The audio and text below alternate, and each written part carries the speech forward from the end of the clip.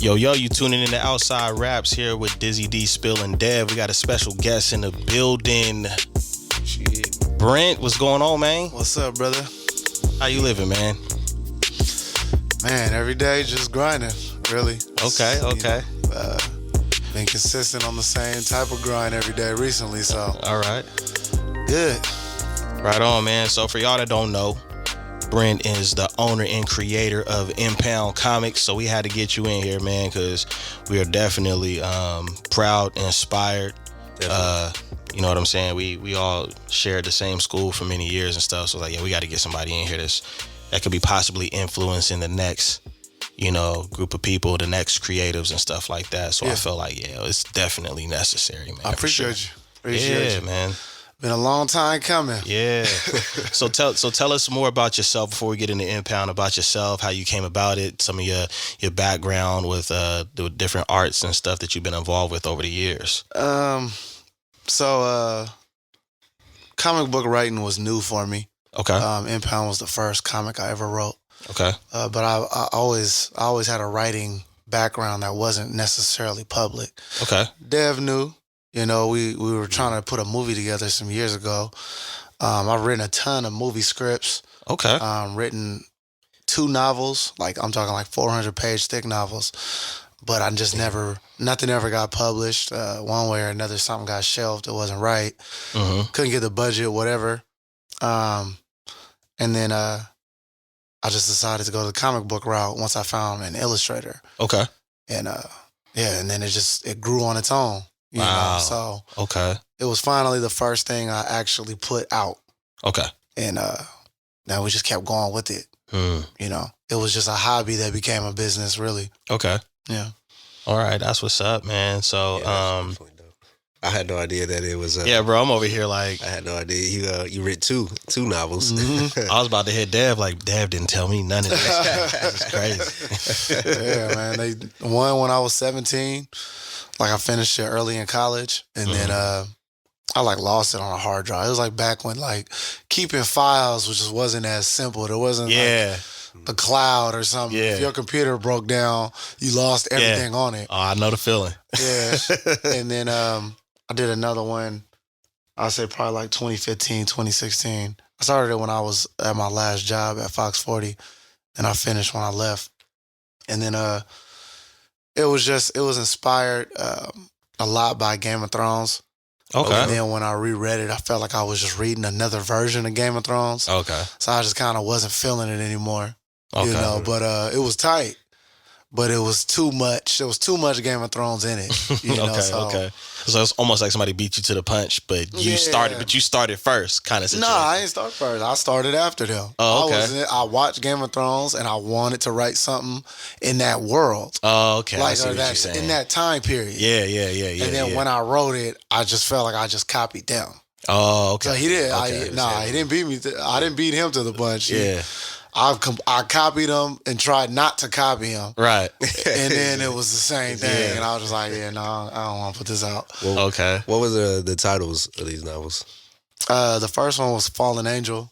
And that was when Blade was really big. Okay. So it was kind of like a heaven and hell, a demon That's tight. trying to get back into heaven. It was kind of like Spawn and Blade. Okay. But Spawn was not Spawn, excuse me. This is when Blade was at his height. Okay. So that was more the inspiration. And then the other one, I never landed on the final title. I finished the book, and then I just didn't want to do it. So I just it was either gonna be called. Originally, it was called Rain, and then there ended up being a Netflix show I noticed called Rain, so I didn't want to call it that no more. Not rain like water, rain like raining over the country. Yeah. And then I was gonna call it Black Rock. There was a few things. I never finished it though, so it just didn't even happen. Okay. Yeah, that's one thing about Brent. He's you have, when it comes to ideas, it's very, very a thoughtful, well through process. Like a good plot and a movie twist. You know what I'm saying? You said you didn't see it was coming. That tied back around. Yeah. I noticed that you do that with some of the ideas that you have, man. Yeah. And it just wasn't time. And then I don't think my craft was developed right anyways. So like, I think if I reread Fallen Angel right now, I would hate it. Like, I think like it was a good, it definitely was still a dope idea, but I think I would have hated it. You know, there would be movie scripts I wrote that was tight and still a good idea, and I'll just be like, why I write it like that though? Like, that's stupid. You know what I mean? Yeah. So I probably wouldn't like them today. Probably, but you never know, man. The people might be like, man, this is crazy. Yeah, this like, is fire. Because I mean, when you're like, no matter what kind of artist you are, when you're in the arts, people are always gonna love certain things that you do more than you, because you're always gonna find little pockets of where you can improve that. Yeah, you know what I'm saying. So I definitely understand how you feel. Yeah, well with that, you know. But I mean, hopefully we see some scripts and some novels though, man. Because I still got movie scripts I want to do. Okay. But I don't know. It would take a lot for that to happen, because I don't know why at this point why I would write anything outside of the Impound world. Yeah, that makes sense. What I mean? So it's still a possibility. Well, maybe when Impound is more established, to revisit another project about something else. But it's not nowhere in the near future. Okay. What made you pick the name Impound? I just Googled names until I landed on it. There was it's weird because I usually pick the name last after I read it and get an opinion on it. Okay. But this was the first thing that the name came first.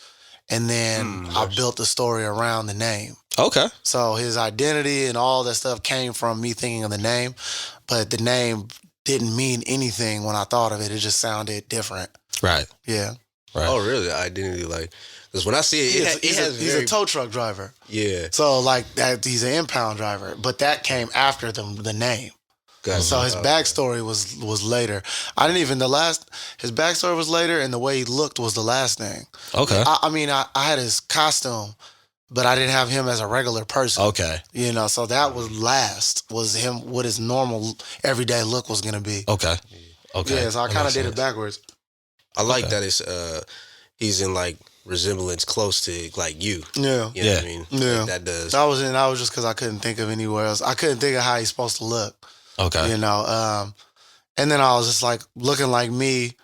Someone that said, I don't know who, but it was like I was watching some documentary, and it was like you make the characters look like you, and then you kind of care about them more, because it's like you're looking at yourself. Okay. And then it was like, also I just felt like my look wasn't a common look for a superhero. You know what I mean? So that was different. It's like, if it's usually, there aren't too many light-skinned superheroes for sure.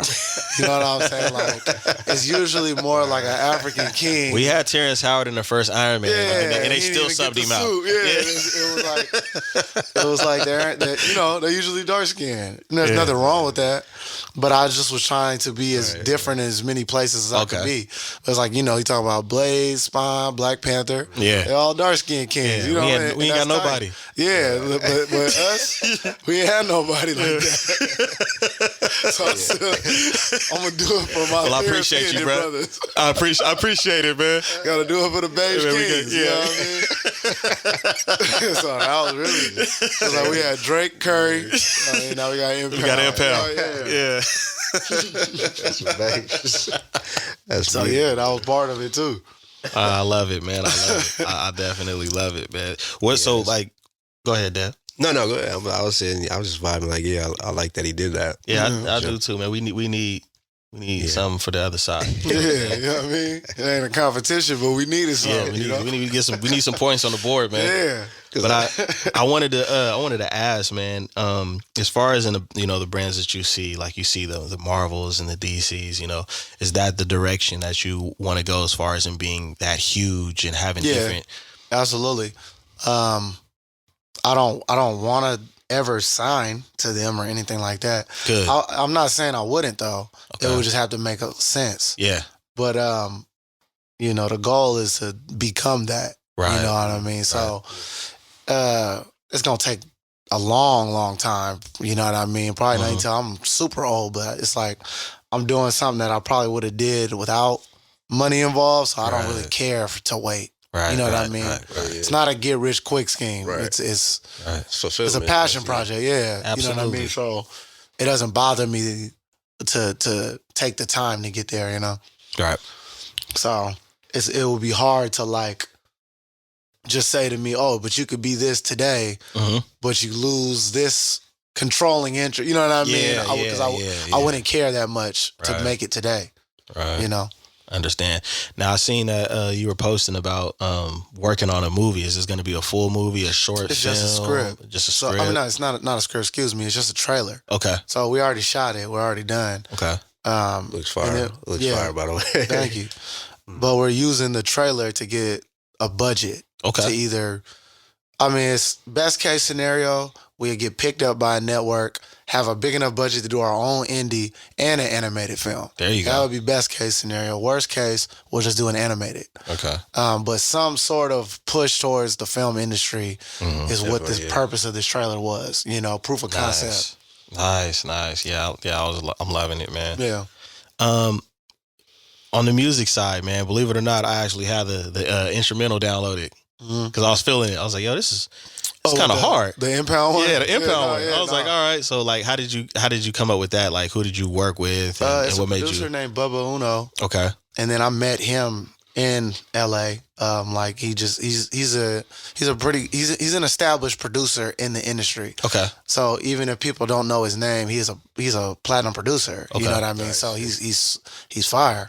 But he just was already reaching out when I'm doing Impound, just saying, man, that's tight, that's like a clean. Mm-hmm. So then I was like, hey, let's do not a soundtrack, I guess, but just a single theme song. Yeah, exactly. Yeah.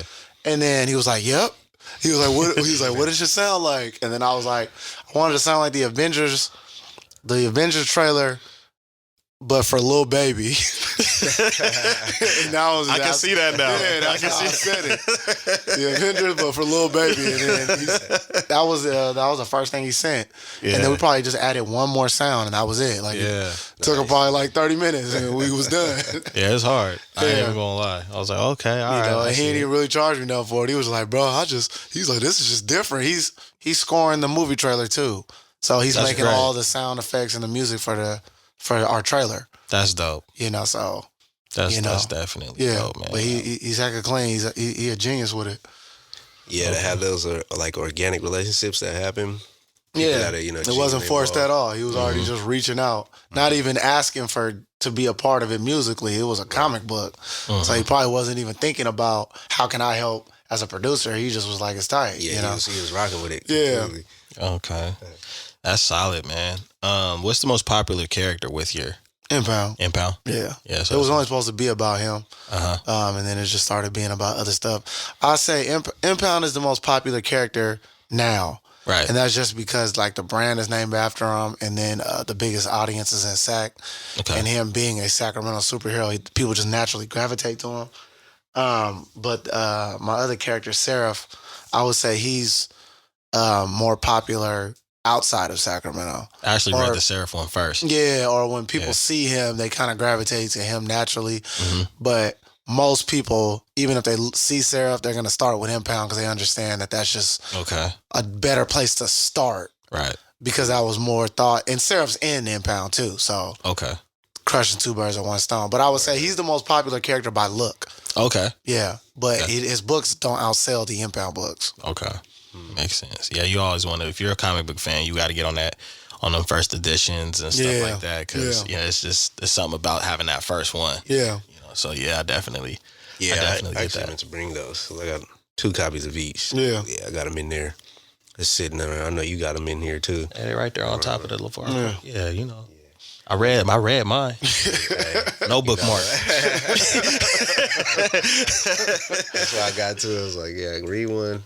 Yeah, some people just don't even read. They just They just want to be in the mix, man. Yeah, you know what I mean? For sure. You know, that's some people get comic books solely as an investment. Yeah. You know what I mean, of sorts. You know, so speaking of that, with the times right now, is Impound gonna get into or already working on NFTs? Yeah, we already have NFTs. Okay. We have a bunch on OpenSea. Okay. We've sold a few. It's not the priority. Yeah. I wish I had someone that's just what they do only, like they're just like an NFT genius. But for me, it's like it's not as simple as people are trying to make it seem. Oh, it certainly isn't. Yeah, so it's like the amount of time that it really takes invested into that, I would rather make books. Right. You know what I mean? So it's like ultimately we're not an NFT business. Oh yeah, But it's like with the growth of what we're doing, the NFTs will sell just off the association. So they're up and available. Like I said, we've sold some and people have resold them already, but it hasn't hit for us like as a priority yet. We could definitely talk some game about that off camera though. But because I think I can help with some information on that. Yeah. But yeah, man. But I would love to. I'm gonna have to check them out on OpenSea for sure. Yeah. Because there's a lot of stuff on there like that's pertaining to like comics and animated things that do catch my eye and probably catch a lot of fans' eyes as far as stuff that they can do. Yeah. So we'll have to rap about that. But I wanted to bring up, man, because I don't think a lot of the fans of Impound know, man. You got some history, man, with music. Yeah. And stuff like that. You was actually making a little bit of noise with it when you was doing it, man. So I think a lot of that led to this. Okay. You know what I mean? I definitely a lot of how to package up and put things out in the comic book world came from my experience in the music industry. Mm-hmm. You know, I look at Impound like like an artist, like an individual artist that I'm managing. Okay. You know, his albums are his books. Right. You know, the illustrations are his photo shoots. And it's really, I'm following the same pattern, right. You know, marketing pattern, everything. Right. So from me going from the artist to managing other artists, it just all came back into this. Right, right. You know? It's almost like it groomed you to like have the perfect master plan. Yeah, like, yo, this is what marketing. I can do now. Yeah, yeah, exactly. Yeah, you're picking up tools all along the journey. Yeah, and I think it's good that you like made it around Sacramento. Yeah, as well. Like, I was going to ask you, what was this like? Did that work out perfectly where you wanted to come back to Sacramento, open a store? Plus, the story of him is, you know, he's from Sacramento. You know, and in that sense, did you plan that? I knew that making them from Sacramento would get the city behind it. I knew that eventually Doko would want us there. I did genuinely knew that way before. I didn't know it was gonna happen as soon as it did, but I didn't plan on moving back for it either. Even when I was opening it, I still wasn't trying to move back, but I had to. You know, I was gonna move back to Sac at some point, but I wasn't planning on coming now. Okay. But it was just something I couldn't leave unattended, so I had to do it. And I'm glad I did. But if I would have tried to like be back and forth, it wouldn't be going as well as it is. So that's understandable, yes. But it was definitely a part of the marketing plan was making them from Sacramento. That's why I said like a lot of it, the stuff before that I wrote, it wasn't as homegrown. It was always about somewhere else, something, you know what I mean? And the pride of Sacramento was ready for this story. Right. You know what I mean? So Agreed. It wasn't there before, but it's there now. A lot of stuff wasn't. Yeah, I agree. Yeah. So to do that, I think like I was speaking with my lady about challenges earlier, and like it's a lot of challenge here because we've seen it when we didn't have Doko. You know, we didn't have a lot of stuff here, so a lot of stuff you had to go out and create and cultivate, and then to bring. There's other bookstores and comic book stores here in Sacramento, but how you're doing it, the way you're doing it is extremely impactful and different. You know what I mean? So I like when I seen it, I was like, yeah, this is nice and it's the right time. You know what I mean? And I was saying earlier, your ability to move the chess pieces on the board, like that twist in the movie, that just seemed perfect, you know? Yeah. So I was like, hey, that's good, you know. And every time I walk through Doko now, I pretty much see you every time I slide through there. In there. But to have that is saying that's priceless. Yeah, and it got us more organized. It pushed the needle for sure. Right. Like and then it was more than just a store. Like I got Doko's like support. Really, that's great. Marketing support, publicists, like whatever, everything that they do. Just for the area, became like a tool for me. Exactly. So all around, it was beneficial versus not just being a brick and mortar. It was like a community. You know what I mean? Like I ended up with a team versus just us. Right. You know? Right. You got a beautiful cast of guests that just fall in there just on the traffic we've seen. Yeah. All the time. Yeah, this guy hit me up. He was like, "Yo, what is Brent into, man? I'm seeing all types of celebrities bro. out there." Bro, there's people that I'm fans of. Like I think Marshall Falk pulled up. I'm a diehard Colts fan. Yeah, Marshall Falk reached out to me, so his wasn't an accident. So that's not. Yeah, Marshall Falk has, he's kind of like The Rock on what's it called, Ballers. Okay. He's an ex-football player that deals with finances. Okay. And so somebody on his team lives in Sacramento. And so he pulled up so that we could talk about potential partnering. So his wasn't random. Most of the people pulling up they just walked by though, because they were either going to a game or they had a concert or something like that. But yeah, like Marshall Falk, I've been working with him. So we're still trying to figure out what.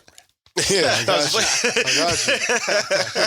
But yeah, no, it's a lot of those people just happen to walk by, and then people just don't know what they're looking at if they don't know. That's dope. So like they just are interested and come in, and then when we tell them, it's usually better than what they thought it was. It doesn't get more organic than that. You know what I'm saying? So that's dope. I seen it was a crazy week when I seen that, and I hit Dev about that because I seen him there, and then I had seen Dungy was in town.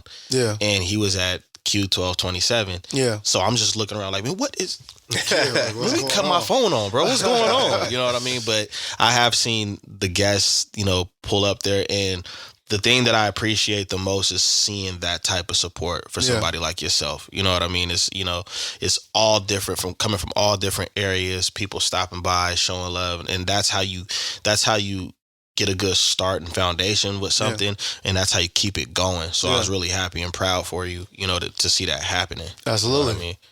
So yeah, because we still got the envision of seeing cats around the school, running around, basketball jerseys, playing around, joking and shit, and then to see, obviously, we've worked together before on ideas, but then to see you do well in LA with the music, come back and doing well with the comic book, and then elaborate a little bit, touch on how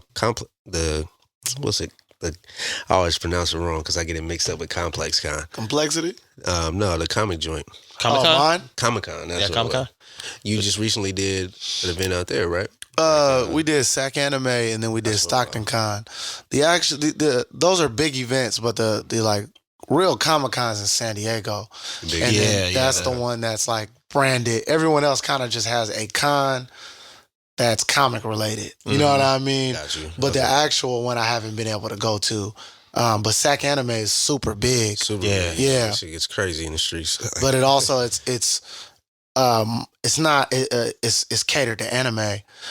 It works for us because we're a Sacramento-based brand. But most like comic people won't go to Sac Anime because there's a slight difference. You know what I mean on the audience. A lot of them are fans of both. Most of them are, but they're coming there more on from watching animated series.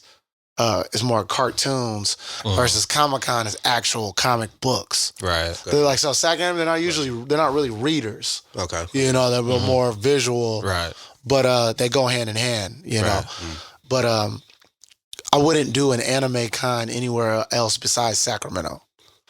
I get that. Okay. Yeah, that makes sense. Because we just have the advantage of being a Sacramento brand that people support us just based off that. Yeah. But if I was to go to like LA's anime con, we probably wouldn't do that well. You know what I mean? So yet. Right. Yeah, well, it's because we're not an anime though. You know what I mean? So that's like more of the like. Yeah. There's a slight disconnect. Okay. You know what I mean? So okay, that's the difference. Like those people coming, they had no intentions on buying a book. If we weren't a Sacramento brand, they wouldn't have bought any books. You know what I mean? Okay. They're coming to get toys. They're coming to get Pokemon cards. They're coming to get they're not even thinking about a book. Okay. You know what I mean? They really there to collect. I see that. Yeah, but at Comic-Con, books. That's what they're coming for. Okay. That makes sense, man. Yeah. I'm definitely loving it. I was going to ask you also, just for the people, that are tuning in that might have heard about Impound for the first time, what separates Impound from like Marvel and DC? Even though it's comic books, it's a superhero, but what separates and has its own uniqueness in your opinion? One of the separations, they just have a way bigger budget than I do. I mean, we're not the first, but we are a Black-owned comic book company, Right. which is a big separation. Yes. Even like their most popular Black characters were not created by African American people. Mm-hmm. As we talk about Black Panther, you talk about Spawn. Mm-hmm. Don't get me wrong, I love all these characters. Right. Luke Cage, whatever. They were not made by Black men. Right. You know, so now there are times where they got Black writers to continue with the journey, or Black illustrators, but at the end of the day, you know, Stan Lee made Black Panther. Right. You know what I mean? So that is a big difference. Is more on the Black creator versus it's almost like the writers that came to those entities were welcomed into their world. Right. Versus being a Black creator creating the world. Right. You know what I mean? So that's the difference. Okay. A record label being owned by a non-African American versus Jay-Z. Right. Making the label. That's the biggest Huge difference. Yeah, right? exactly. Huge difference. Right. So there's another level of authenticity, you know, with our characters. And a different connection with the people. Yeah, exactly. Yeah, definitely Exactly. get that. Yeah, man. So that's really good. We need more of that, and we're glad. You know, I believe in the saying, as long as one of us got it, some of us got it. Yeah. So yeah, Absolutely. definitely feel. Well, that. yeah, there's a lot of Black creators now in this space, but we're all relatively new. Mhm. You know what I mean? But there's a good amount of us now. And Are you it's guys just- like reaching out to each other? We all or- talk to each other for the Okay. most part. That's great. There's probably there's about 5 creators that can do it, Okay. if that makes sense. Like there's one that just recently got his deal, which is Brent Sands, who was probably before all of us. About 5, he's been doing it like 5 years. Mm-hmm. And then there's Concrete Comics that's from Philadelphia, Okay. Godhood Comics from Atlanta, and then us. Okay. We're probably we're definitely the West Coast leaders of the Black comic creators for sure. Okay.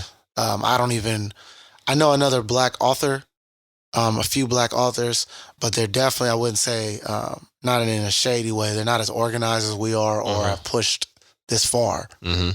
So versus being just an author with a book, Right. we actually, you know, have built distribution and, you know, we're actually more of a company Okay. versus me just being an author with a book. Right. Right. You know what I mean? Right. Now, I got a question about that. You mentioned distribution. How are you? Are you in other stores or bookstores with? We are, but it's still early. We didn't have enough product to be in other places. You know, we needed all of our books. You know what I mean? Because we can only print so many. But we are now. A1 Comics is probably the biggest in the area. They have multiple stores. They just did an auction with us like a week ago, and now they're ordering 100 books from us. The first one we were in was Empire Comics in Fulton. That's what's Yeah, up. so yes, the answer is yes. But we're just early in that outsourcing. I feel like you already know Amazon. Amazon, yeah, we're on Amazon too. I'm on like digital distributors like that, but I don't like promoting those ones.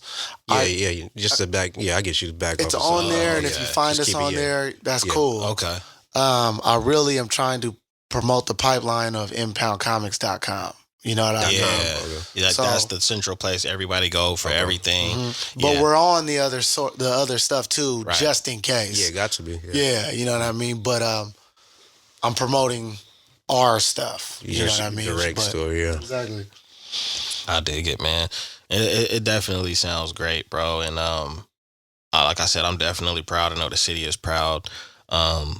One more question, man. I don't want to hold you too much longer, but have you reached that point now where when you go around the city, you see people with different impound things that came from the store or from the website, and you know, is it majority adults? Is it majority of little kids? And how does that make you feel when you see It's it? more adults. Okay. I think a lot of people just think it's gonna be like a super for kids thing, and it's more adults into the comics and kids. Yeah. But at Sac Anime, people were in there with their Impound merch, like looking for us. You know what I mean? Yeah. So definitely, we sell a lot of Impound clothes now.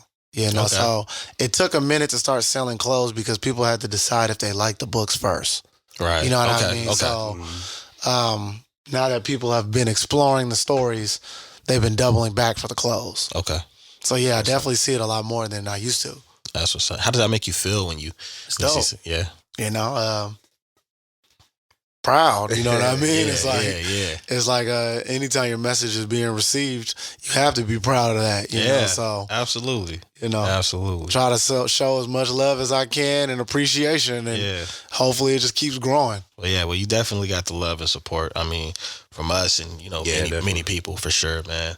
I would like to be a character in one of them. Yeah, absolutely. Just throw me in. That's next is that I'm hoping for is people just cosplaying it. Yeah. Because right now it's more just seeing like even at the con, they just got their Impound shirt on. Yeah. I'm waiting for the moment where just people are just walking around dressed like him. I seen the homie. He was he was dressed as the villain. Yeah, Ty. Yeah, Ty was dressed as a villain. Christ Jones, I was like, okay, that's actually kind of hard. All right. Yeah. Okay, so we could. Impound is hard to cosplay though. That's the problem because it's just a full suit. So it's not like just an easy. And if you ain't in shape, you know what I'm saying? Like you can't just be out there bulging. It's hard too, though. Yeah, it's a hard thing to mimic. You know what I mean? It's like it's a cold suit, bro. Because you gotta lightweight be fit in that. Yeah. You don't want to be like Impound game pounds. Yeah, you know what I'm saying? Stalking Impound. And then Impound's like an MMA fighter. Yeah, so They say, man, I knew he was a wrestler now. You know what I'm saying? So. But yeah, dog. Yeah, for sure, man. I remember walking in and seeing it in Sam's shop while he was making it. And I was like, that looks familiar. I was like, that's hard. And then to see the trailer, bro, and then, Max Payne in it too. And that's hard. Yeah. I appreciate it, man. Max, we were making this merch before we even dropped the first book. So I was already working with Max really, really early. And then I had already told them like the vision is to make it look like Impound is actually a fighter that lives in Sacramento and he interacts with the other actual fighters. Right. So that was part of the marketing. You know what I mean? Yeah. So it was dope to finally actually get him in the actual trailer, looking like him and Impound work out together, type of deal. Right. So it's dope. That was clever, man. That's for sure. Yeah, man. Yeah, well, we don't want to take too much of your time, man. We appreciate you definitely pulling up, and you definitely got support. We definitely going to have to come back again and see how things is going with what you got new coming up and stuff like that. But yeah, man, it's definitely a pleasure, and we're definitely proud. Extremely proud, bro. Extremely proud of you. Appreciate y'all, and I thank y'all for having me on. Oh, yeah, for sure, man. Yeah. Anyways, we finna get up out of here. Before you dip, though, you got to freestyle of this beat. Man, I can't even hear it. I ain't got the headphones on. Turn it up, it's amazing. Where the headphones at? Anyways, this is Dizzy D, Spill, Dev, and we just got done with a great interview with Brent with Impound Comics. Till next time, peace. Yeah.